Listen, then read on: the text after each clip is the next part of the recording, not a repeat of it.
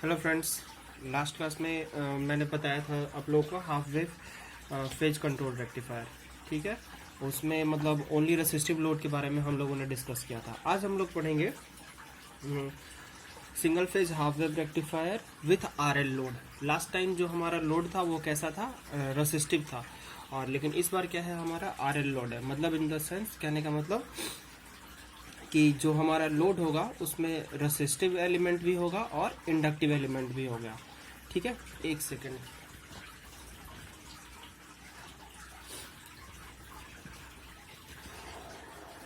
ठीक है, तो चलो देखते हैं इसका पहले सर्किट कैसे होगा, उसके बाद वो सर्किट का ऑपरेशन देखेंगे कि सर्किट का ऑपरेशन कैसे होगा।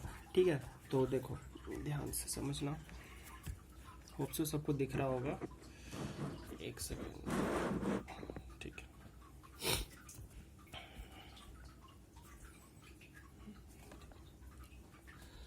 Single phase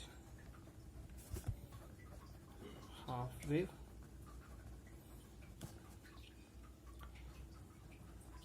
converter with RL load. ठीक है, इसका क्या मतलब है कि हमारा जो सप्लाई होगा वो क्या होगा, सिंगल फेज होगा, और हमारा लोड जो होगा वो आरएल लोड होगा। ठीक है, तो देखो सर्किट कैसा, सर्किट वही सिंपल जैसा लास्ट टाइम हमने पढ़ा था वैसा ही होगा। जस्ट उसमें एक मॉडिफिकेशन होगा, क्या कि जो आपका लोड है उसमें रेसिस्टेंस के अलावा और क्या रहेगा, इंडक्टेंस भी होगा। ठीक है, जैसे आर है और उसके साथ क्या होगा, एल भी आएगा। ठीक है, और ये हो गया हमारा सप्लाई। ठीक है,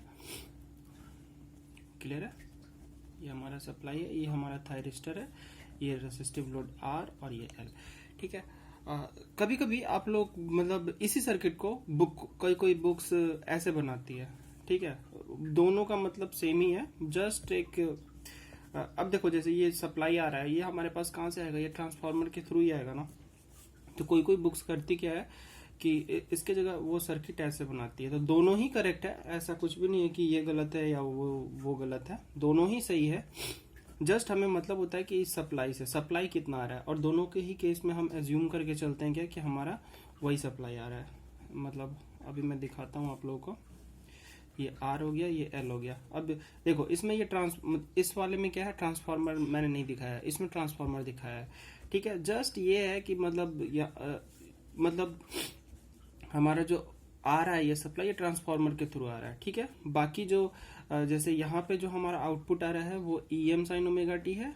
ठीक है, और यही जा रहा है इस पूरे सर्किट में, और यहाँ पे भी क्या है, हमारा E M sine omega T ही है। ठीक है, अब देखो ध्यान से, आप होप सो सबने लास्ट वीडियो सारा देख लिया होगा, मतलब जिसने देखा होगा अच्छे से समझ आएगा उसको। ठीक है, ध्यान से समझो। इससे पहले मैंने क्या बताया है आप लोग को, आर लोड, रेसिस्टिव लोड। ठीक है, इसमें क्या है, आपका आर एल लोड है। ठीक है, डिफरेंस क्या है दोनों में जस्ट एक डिफरेंस क्या है कि उसमें जो था रेसिस्टिव लोड था, और इसमें क्या है, इंडक्टिव लोड भी है। Sorry for the background noise that you are getting. ठीक है, चलो देखते हैं। अब देखो इसका सर्किट कैसा है। ऑब्वियस सी बात है, आप लोग कहोगे क्या कि ये पॉजिटिव हाफ साइकिल में कंडक्ट करेगा और नेगेटिव हाफ साइकिल में नहीं कंडक्ट करेगा। ठीक है, सिंपल रीजन है, क्या क्या रीजन है इसके पीछे, कि अगर ये आपका थायरिस्टर है, ठीक है, ये थायरिस्टर है, तो ये कंडक्ट करने का इसका क्या कंडीशन है, पहला तो ये क्या होना चाहिए, फॉरवर्ड बायस्ड होना चाहिए, और उसके बाद तुम्हारा जो मिनिमम क्राइटेरिया, एनोड करंट कितना होना चाहिए, लैचिंग करंट से ग्रेटर होना चाहिए। ये दो चीज होना चाहिए। ठीक है, तो एक बार के लिए अब देखो ध्यान से समझना। और जैसे ही अगर ये निगेटिव मतलब अगर रिवर्स बायस्ड होगा तो ये तो कंडक्ट ही नहीं करेगा, क्योंकि ये रिवर्स बायस्ड है तो ये ऑफ हो जाएगा, तो जिसके कारण तो यहाँ से आप क्या कंक्लूड कर सकते हो कि ये पहले ओनली प्लस मतलब पॉजिटिव हाफ साइकिल में ये कंडक्ट करेगा। ये तो एकदम सिंपल सा कंक्लूजन है जो कि सबको समझ आया होगा। ठीक है, इसमें कोई बहुत बड़ा चीज है नहीं जो आप लोगों को ना समझ आया हो।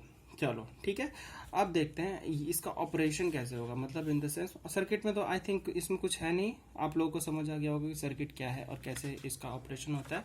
चलो मैं अब सीधा इसका आप लोगों को ग्राफ समझाता हूँ। ठीक है, मतलब वेव फॉर्म की आएगा वो कैसे।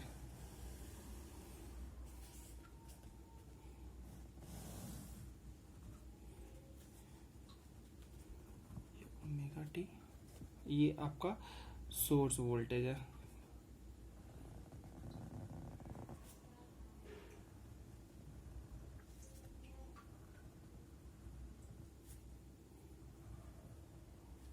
क्लियर है?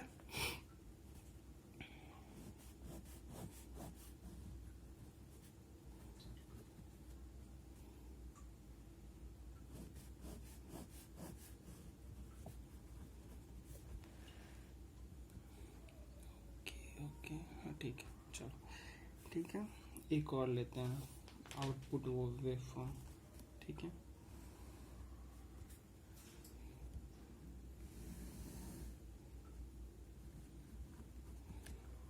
क्लियर है?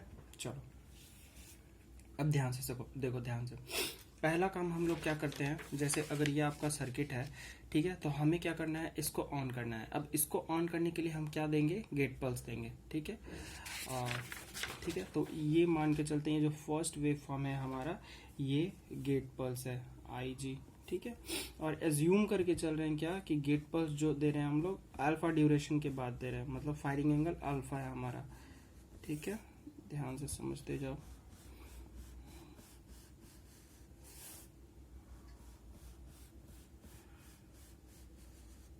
एज्यूम करते हैं क्या कि हमारा जो फायरिंग एंगल है वो इस पोजीशन पे है, ये मतलब थीटा इज इक्वल्स टू, ये मान लो थीटा है और ये कितना है, अल्फा है। ठीक है, ये थीटा अल्फा है, थीटा का वैल्यू अल्फा है। उसी तरीके से इसमें भी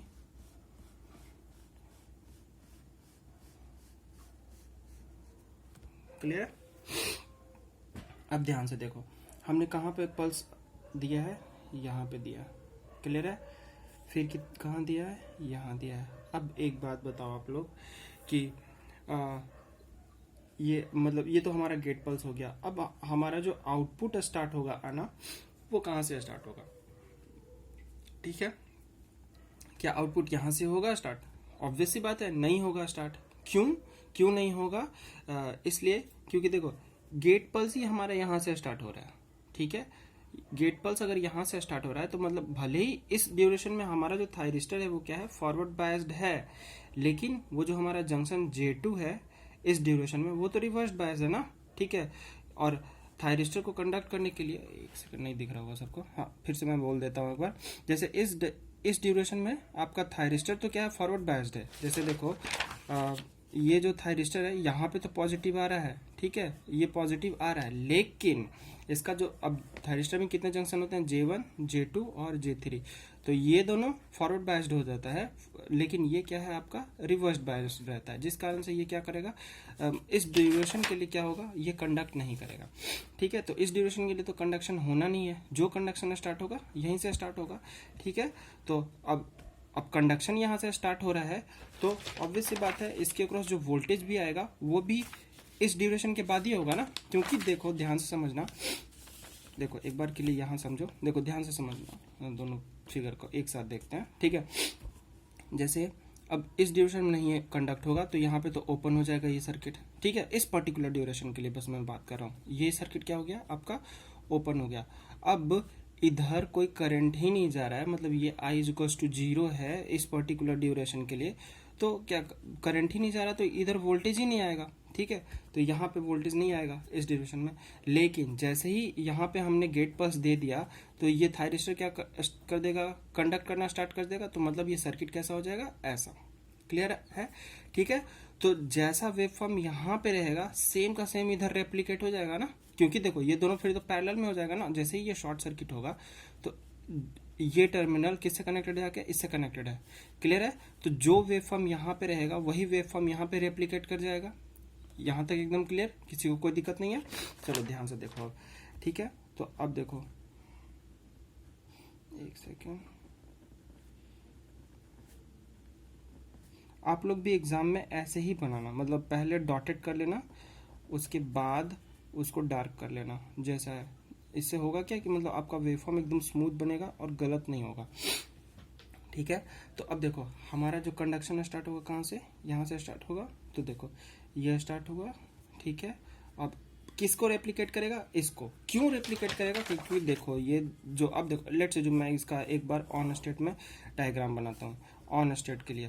तो देखो क्या हो जाएगा, ये यही होगा ना, क्योंकि ऑन स्टेट में ये कैसा बिहेव करेगा, एज ए शॉर्ट सर्किट है। क्या यहाँ पे तो है थायरिस्टर ही, लेकिन ये कैसे बिहेव कर रहा है, एज ए शॉर्ट सर्किट। ठीक है, तो जे वेवफॉर्म यहाँ है, सारा का सारा इस पे रिफ्लेक्ट करेगा, तो वही है। देखो जैसा ग्राफ ऊपर रहेगा वैसा का वैसा ग्राफ यहाँ पे रहेगा। ठीक है, तो देखो यहाँ तक, मतलब देखो आ गया ना यहाँ तक। अब देखो एक बात, यहाँ पे एक ट्विस्ट है। ठीक है, ट्विस्ट क्या है, अब देखो हमारा जो अगर मान लो ओनली रेसिस्टिव सर्किट रहता, अगर ये रेसिस्टिव सर्किट रहता, यहाँ पे इंडक्टर नहीं होता। ठीक है, अगर इंडक्टर नहीं होता तो क्या, जैसा वेव फॉर्म इधर वैसा ही का वेव फॉर्म इधर ही आ जाता। मतलब कहने का मतलब फिर यहाँ के बाद ये ऑफ हो जाता। क्यों, क्योंकि रेसिस्टर तो हमारा स्टोरिंग एलिमेंट नहीं है ना, क्योंकि हमारे पास इंडक्टर है। ठीक है, इंडक्टर क्या करेगा, अपने अक्रॉस जो है वो करंट को जीरो होने से अपोज करेगा। ठीक है, उसके कारण होगा क्या, ये थोड़ा और कंडक्ट करेगा। ठीक है, अब जैसे ही मतलब कितना कंडक्ट करेगा डिपेंड करता है उसका इंडक्टिव वैल्यू कितना, मतलब एल का वैल्यू कितना है। ठीक है, तो ये थोड़े देर के लिए और कंडक्शन में रहेगा और उसके बाद ये जाकर के ऑफ हो जाएगा। क्लियर है, फिर ये साइकिल कहाँ तक जाएगा। अब देखो फिर देखो, मतलब देखो ध्यान से समझना, मैं पेन चेंज करके बताऊं क्या।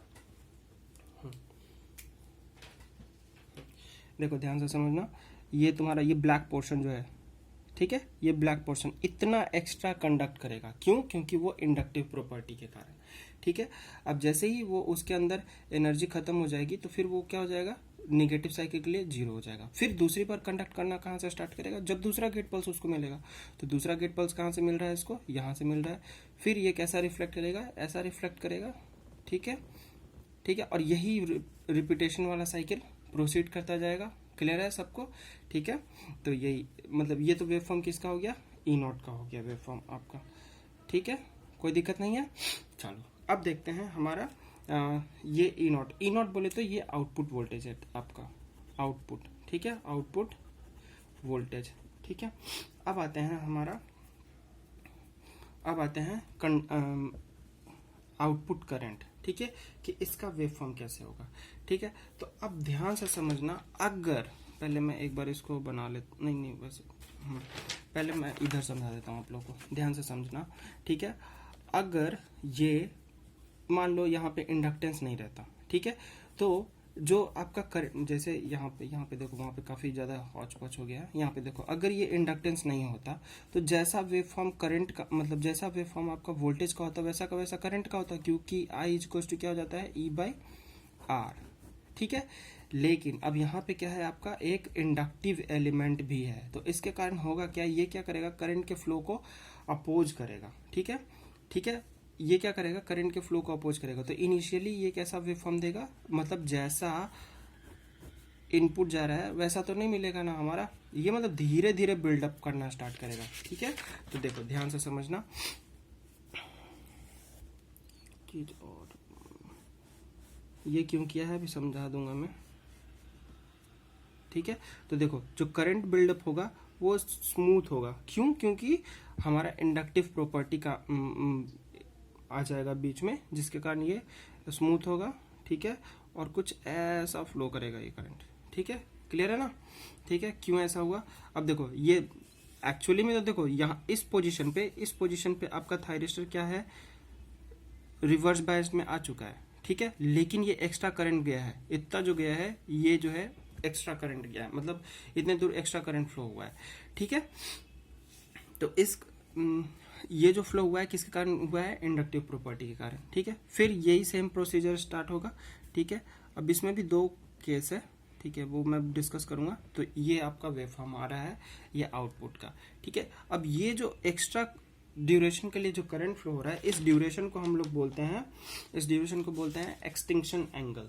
ठीक है, मतलब कितना एक्सटेंड कर गया है ये, तो मतलब ये जितना भी एक्सटेंड किया, मान लिया कि उसको बीटा से रिप्रेजेंट कर रहे हैं हम लोग।